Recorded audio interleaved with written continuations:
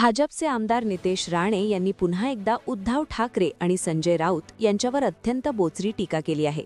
एका पत्रकार परिषदेत बोलताना राणे यांनी या दोन्ही नेत्यांना थेट पाकिस्तानात जाण्याचा सल्ला दिला असून त्यांच्या या विधानामुळे राजकीय वर्तुळात मोठी खळबळ माजली आहे।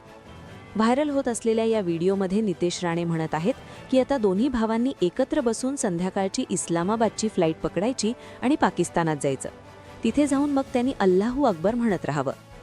नितेश राणे यांनी हे विधान उद्धव ठाकरे आणि संजय राऊत यांच्या अलीकडच्या राजकीय भूमिकेवर आणि हिंदुत्वाच्या मुद्द्यावरून त्यांना घेरण्यासाठी केले असल्याचे समजते।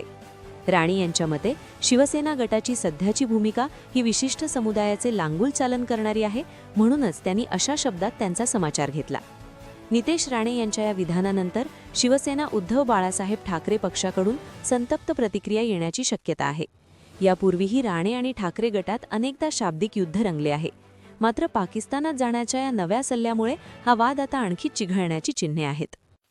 आता देऊन एकत्र आले ना, दोन्ही एकत्र बसून संध्याकाळची इस्लामाबादची फ्लाईट आहे, बसायचं आणि पाकिस्तान मध्ये जायचं आणि अल्लाहू अकबर म्हणत राहायचं, एवढं।